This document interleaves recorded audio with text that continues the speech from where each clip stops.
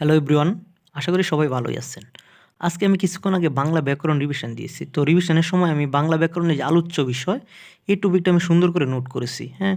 এবং ভাবলাম যে আপনাদের সাথে এটা শেয়ার করা যাক। আমি কীভাবে পড়েছি টপিকগুলা, কীভাবে মনে রেখেছি, হ্যাঁ? যত কনফিউশন আছে সবগুলো আমি দূর করার চেষ্টা করেছি এই ভিডিওর মাধ্যমে। তো আপনারা দেখতে থাকেন ভিডিওটি, আশা করি অনেক কনফিউশন এই ভিডিওর মাধ্যমে ক্লিয়ার হবে। তো বাংলা ব্যাকরণের আলোচ্য বিষয়, বাংলা ব্যাকরণের সার্বিক আলোচ্য বিষয় কয়টা? ৬টা। আর বাংলা ব্যাকরণের মূল আলোচ্য বিষয় যদি বলে তাহলে হচ্ছে ৪টি, সার্বিক এবং মূল। তো মূল আলোচ্য বিষয় ৪টি কী কী? ধ্বনিতত্ত্ব, শব্দতত্ত্ব, অর্থতত্ত্ব এবং বাক্যতত্ত্ব। শব্দতত্ত্বের অপর নাম কি? রূপতত্ত্ব, এটা আপনারা জানেন। বাক্যতত্ত্বের অপর নাম কি? পদক্রম, এটা আপনারা জানেন। এখন যদি মূল আলোচ্য বিষয় না বলে যদি বলে সার্বিক আলোচ্য বিষয়, তার সার্বিক আলোচ্য বিষয় এই ৪টার সাথে যোগ হবে কি? অভিধান তত্ত্ব, ছন্দ ও অলংকার তত্ত্ব। ঠিক আছে? আরেকটা জিনিস আছে যে লেক্সিকোগ্রাফি। লেক্সিকোগ্রাফি কি? অভিধান তত্ত্ব নিয়ে আলোচনা করে কিন্তু, হ্যাঁ? এবং হচ্ছে কি এই অভিধাত্ব, ছন্দ এবং অলংকার তত্ত্ব, এটা হচ্ছে বাংলা ব্যাকরণের উচ্চতর পর্যায়ে আলোচনা করা হয়। এই ২টা টপিক বাংলা ব্যাকরণের উচ্চতর পর্যায়ে আলোচনা করা হয় কোনটি? অভিধান তত্ত্ব, ছন্দ এবং অলংকার তত্ত্ব। ঠিক আছে?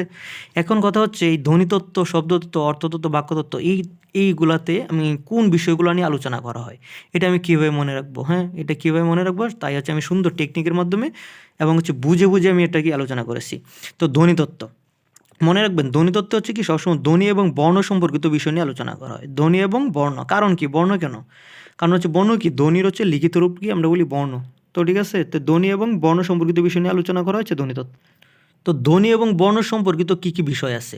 তো ধ্বনিতত্ত্বে আলোচনা করা হয় ধ্বনি পরিবর্তন, নত্ব ও সত্যবিধান, বর্ণ, বর্ণবিন্যাস, অক্ষর, উচ্চারণ, স্বর ও ব্যঞ্জনধ্বনি বৈশিষ্ট্য, ধ্বনিদল, বর্ণমালা, বাকযন্ত্র উচ্চারণ প্রক্রিয়া। তো এগুলো আমি কীভাবে মনে রাখবো? সহজে কিন্তু বোঝা যাচ্ছে কি ধ্বনির পরিবর্তন। ধ্বনি পরিবর্তন মানে কি? ধ্বনিতত্ত্বে আলোচনা করা হয়। এখন সন্ধি, সন্ধি কেন ধ্বনিতত্ত্বে আলোচনা করা হয় এবং অন্যগুলোতে কেন আলোচনা করা হয় না, এটা কীভাবে মনে রাখবেন? আমরা জানি কি সন্ধি মানে কি? সন্ধি হচ্ছে কি পরস্পর ধ্বনির মিলন, দুটি ধ্বনির মিলন হচ্ছে সন্ধি। তার মানে কি সন্ধি হচ্ছে কি ধ্বনিতত্ত্বে আলোচনা করা হয়। এই যে দেখেন নত্যবিধান ও সত্যবিধান, তো নত্যবিধানে কী নিয়ে আলোচনা করা হয়? নত্যবিধানে হচ্ছে দন্ত ন এবং মূর্ধন্য, এই দুটি বর্ণ নিয়ে আলোচনা করা হয়, হ্যাঁ? এবং হচ্ছে সত্যবিধানে কি দন্তস্ব এবং মূর্ধন্যস্ব নিয়ে আলোচনা করা হয়, এই দুটি বর্ণ নিয়ে। তার মানে হচ্ছে কি এই যে বর্ণের আলোচনা হচ্ছে, তার মানে এটা হচ্ছে কি ধ্বনিতত্ত্বের আলোচ্য বিষয়, নত্ব সত্যবিধান, এভাবে মনে রাখবেন। পরে বর্ণ, বর্ণ মানে কি? ধ্বনিতত্ত্ব, কারণ কি ধ্বনিতত্ত্বে বর্ণ এবং ধ্বনি নিয়ে আলোচনা করা হয়। বর্ণ বিন্যাস, পরে হচ্ছে অক্ষর, অক্ষর এবং উচ্চারণ, এই দুটিও কিন্তু ধ্বনিতত্ত্বে আলোচনা করা হয়। স্বর ও ব্যঞ্জন ধ্বনির বৈশিষ্ট্য, স্বরধ্বনি, ব্যঞ্জন ধ্বনি, এই দুইটার মধ্যে কিন্তু ধ্বনি আসতেছে। ঠিক আছে? তার মানে ধ্বনিতত্ত্বের আলোচ্য বিষয়।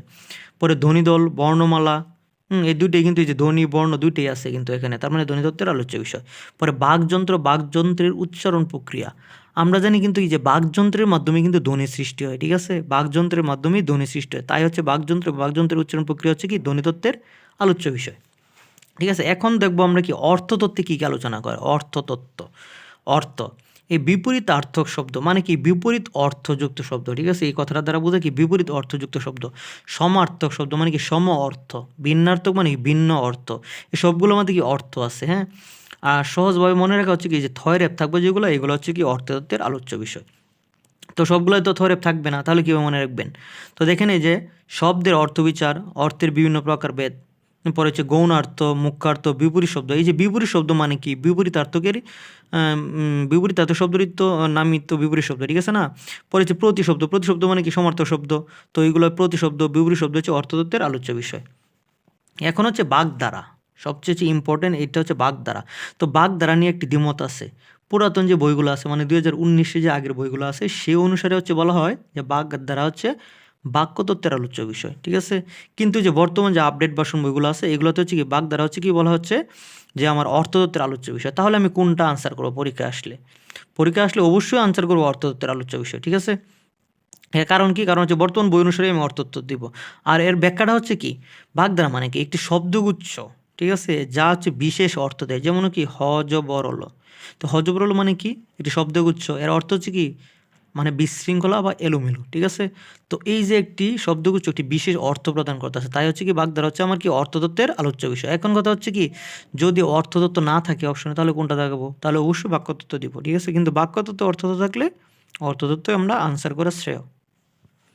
এখন পরবর্তী টপিক হচ্ছে কি বাক্যতত্ত্ব বা পদক্রম। বাক্যতত্ত্ব বা পদক্রম।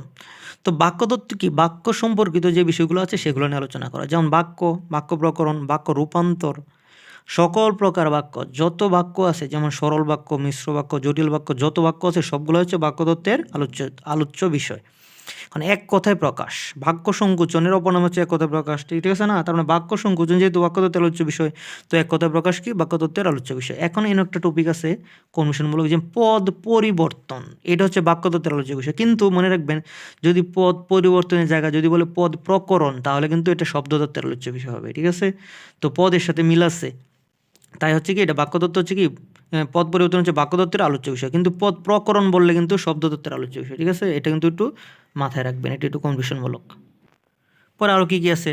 বাক্য ও বাক্যবিন্যাস, বাক্য রূপান্তর, পরে হচ্ছে বাক্যের যোগ্যতা, বাক্যের উপাদান লুপ, হ্যাঁ, জ্যোতি ও বিরাম চিহ্ন। জ্যোতি ও বিরাম চিহ্ন মানে কি? দাড়ি, কমা, সেমিকোলন, এগুলো কোথায় বসে? বাক্যের মধ্যেই তো বসে, তাই না? তাই হচ্ছে জ্যোতি ও বিরাম চিহ্ন কি বাক্যতত্ত্বের আলোচ্য বিষয়। এখন হচ্ছে উক্তি। উক্তি মানে কি? আমরা ইংলিশে কি বুঝি? উক্তি মানে হচ্ছে কি ন্যারেশন, মানে কি ডিরেক্ট থেকে ইনডিরেক্ট, ইনডিরেক্ট থেকে ডিরেক্ট। তার মানে হচ্ছে এই যে বাক্যের পরিবর্তন হচ্ছে না, তাই হচ্ছে উক্তি হচ্ছে কি বাক্যতত্ত্বের আলোচ্য বিষয়। বাচ্য মানে কি? ভয়েস, হ্যাঁ, বিভিন্ন অ্যাক্টিভ ভয়েস, প্যাসিভ ভয়েস। তো অ্যাক্টিভ থেকে যখন প্যাসিভ যায়, প্যাসিভ থেকে যখন অ্যাক্টিভে আসি, তখন সেন্টেন্সের গঠন কিন্তু পরিবর্তন হয়ে যায়, তার মানে বাক্যের পরিবর্তন হচ্ছে। তাই বাচ্য হচ্ছে কি বাক্যতত্ত্বের আলোচ্য বিষয়। তো এগুলো হচ্ছে কি বাক্যতত্ত্বে আলোচিত হয়। পরে আসি কারক। কারক নিয়ে কিন্তু এই যে আরেকটা দ্বিমত আছে, হ্যাঁ, পুরাতন বই বলছে কি কারক হচ্ছে শব্দতত্ত্বের আলোচ্য বিষয়, কিন্তু বর্তমান বইগুলোতে বলা আছে যে কি কারক হচ্ছে বাক্যতত্ত্বের আলোচ্য বিষয়। তো আমি কোনটা দেখাবো? কারক অবশ্যই হচ্ছে কি বাক্যতত্ত্বেরই আলোচ্য বিষয় হবে, কারণ কি নতুন যে আপডেটেড ভার্সন আছে সেটাতে হচ্ছে কারক বলা হচ্ছে বাক্যতত্ত্ব। কারণ কি? ধরেন আমি বললাম কলম, ঠিক আছে? তো কলম দেখে আমি বলতে পারি যে এটা কোন কারক? বলতে পারি না। এই কারক প্রকাশের জন্য অবশ্যই বাক্য লাগবে, যেমন আমি কলম দিয়ে লিখি, তো এই কলম কোন কারকে কোন বিভক্তি? এটা হচ্ছে কি বাক্যের মধ্যে অবস্থান করতেছে। তো হচ্ছে কি কারক কি? কারক হচ্ছে বাক্যতত্ত্বের আলোচ্য বিষয়, ঠিক আছে? এখন হচ্ছে আপনাদের যে একটা কনফিউশন প্রশ্ন আসতে পারে, যে যদি বলে সমাস ও কারক ব্যাকরণে কোন অংশে আলোচিত হয়, তাহলে উত্তরটা কি হবে? উত্তরটা কি আমার বাক্যতত্ত্ব হবে? অবশ্যই না। কিন্তু কেন না এটা দেখি আমরা, ঠিক আছে? কারক নিয়ে কিন্তু দ্বিমত আছে, যে পুরাতন বইগুলো বলা আছে হচ্ছে শব্দতত্ত্ব, বর্তমান বলা আছে বইগুলো বলা হচ্ছে কি বাক্যতত্ত্ব, ঠিক আছে? কিন্তু আমার কি সমাস নিয়ে কোনো দ্বিমত আছে? না। সমাস তো আমরা চোখ বুঝে জানি শব্দতত্ত্বের আলোচ্য বিষয়, ঠিক আছে না? তাহলে সমাস যেহেতু শব্দতত্ত্বের আলোচ্য বিষয় হবে, তাহলে সমাস এবং কারক এই দুইটা যদি একই সাথে যদি পরীক্ষা দেওয়া থাকে, তাহলে হচ্ছে উত্তর হবে শব্দতত্ত্ব। কারণ কি? কারণ কারক হচ্ছে কি শব্দতত্ত্ব হয়, বাক্যতত্ত্ব হয়। পুরাতন বই হচ্ছে কি শব্দতত্ত্ব। তো যেহেতু সমাস ও কারক বলছে, তার মানে হচ্ছে উত্তর হবে শব্দতত্ত্ব। এখন হচ্ছে কি সমাস বাদেও যে শব্দতত্ত্বের যে অন্যান্য যে টপিকগুলো আছে, সমাস বাদেও যে শব্দতত্ত্ব, যেমন কি উপসর্গ আছে, পরে আছে প্রত্যয় আছে। এই উপসর্গ প্রত্যয় মানে কি শব্দতত্ত্বের যতগুলো টপিক আছে সবগুলো টপিকের সাথে যদি কারক যদি একসাথে করে প্রশ্নে থাকে যে কোন কারক কোন কোন আলোচ্য বিষয়, তাহলে হচ্ছে কি আমার অবশ্যই হবে শব্দতত্ত্ব, ঠিক আছে না? কারণ কারক কি শব্দতত্ত্ব হয়, বাক্যতত্ত্ব হয়। তো মানে কারকের সাথে যদি শব্দতত্ত্বের টপিক অ্যাড থাকে, তাহলে অবশ্যই হবে কারক হচ্ছে কি শব্দতত্ত্বের আলোচ্য বিষয়, ঠিক আছে? এখন হচ্ছে শব্দতত্ত্ব। তো শব্দতত্ত্ব কি আরেকটা জিনিস মনে রাখা যায়, যেমন কি ধ্বনিতত্ত্ব, বাক্যতত্ত্ব, অর্থতত্ত্ব বাদে বাকি যেগুলো আছে সবগুলোই হচ্ছে শব্দতত্ত্বের আলোচ্য বিষয়। তো বাকিগুলো বাদে কি কি আছে দেখি আমরা, তারপরে একটু আলোচনা করব। উপসর্গ আছে, প্রত্যয় আছে, শব্দ, দ্বিরুক্ত শব্দ। তো উপসর্গ কেন শব্দতত্ত্বের আলোচ্য বিষয় হলো? কারণ উপসর্গ কোথায় বসে? শব্দের আগে বসে। যেমন যে উদাহরণস্বরূপ বলা যায় কি প্রযোগ শাসন, এখানে কি হচ্ছে কি একটা উপসর্গ। প্রযোগ শাসন মানে শাসন কি এই শব্দের আগে বসে হচ্ছে তার মানে কি হয়েছে? প্রশাসন, ঠিক আছে? প্রত্যয় মানে কি শব্দের শেষে বসে। যেমন কি যে প্রশাসনের সাথে ইক বইছে, তার মানে প্রশাসন যুগ ইক, তার মানে কি হয়েছে? প্রশাসনিক, ঠিক আছে না? তো প্রত্যয় কি শব্দের সাথে বসে। পর শব্দ তো অবশ্যই শব্দতত্ত্ব, দ্বিরুক্ত শব্দ। পরে আছে বচন, যেমন বই একটা শব্দ, যুগ হয়েছে গুলো, বচনবাদক শব্দ। তো বই যুগগুলো মানে কি হলো? বইগুলো। তার মানে কি যে বচন কার সাথে বইছে? একটা শব্দের সাথে। তার মানে উপসর্গ, প্রত্যয়, শব্দ, দ্রুত শব্দ, বচন সবগুলো হচ্ছে কি শব্দতত্ত্বের আলোচ্য বিষয়। সমাস, সমাসও শব্দতত্ত্বের আলোচ্য বিষয়। কী কারণে? সমাস মানে কি একাধিক শব্দ যুক্ত হয়ে একটি নতুন শব্দ গঠন করে। সমাসে আমরা কিন্তু জানি নতুন শব্দ গঠিত হয়, তার মানে সমাস হচ্ছে শব্দতত্ত্বের আলোচ্য বিষয়। এখন পদ কেন শব্দতত্ত্বের আলোচ্য বিষয়? পদের সংজ্ঞায় বলা আছে বাক্যে ব্যবহৃত প্রত্যেকটি শব্দই পদ, মানে বাক্যে ব্যবহৃত প্রত্যেকটা শব্দই পদ, তার মানে কি পদ হচ্ছে শব্দতত্ত্বের আলোচ্য বিষয়।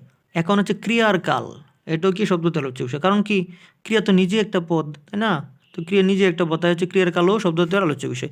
পরে আছে কি পদ নির্মাণ প্রক্রিয়া, হুম পারিভাষিক শব্দ, লিঙ্গ, বচন, পদাশ্রিত নির্দেশক, অনুসর্গ, সর্বনাম, ক্রিয়া, ক্রিয়ামূলক পুরুষ সবগুলো হচ্ছে কি শব্দতত্ত্বের আলোচ্য বিষয়। এখন পদ নির্মাণ প্রক্রিয়া, আপনারা আবার পদ দেখে পাইবেন না যে এটা হচ্ছে কি অন্য শব্দতত্ত্ব হবে না, কিন্তু এটা পদনির্মাণ প্রক্রিয়া হচ্ছে কি শব্দতত্ত্বেরই আলোচ্য বিষয়। তো এখানে আমি মোটামুটি যেগুলো পরীক্ষায় আসে প্লাস ইম্পর্টেন্ট যতগুলো আছে সবগুলোই আমি অ্যাড করে দিয়েছি। এবং অনেকের হচ্ছে কি পরীক্ষার সময় ভুল করে বা অনেকের কনফিউশন থাকে যে কোনটা কোন তত্ত্বের আলোচ্য বিষয়। তো আমি কিন্তু ব্যাখ্যা সহকারে সবগুলা আমি বিশ্লেষণ করেছি, তাই আশা করি মনে থাকবে। ঠিক আছে? তো আশা করি বুঝতে পারছেন। ধন্যবাদ সবাইকে।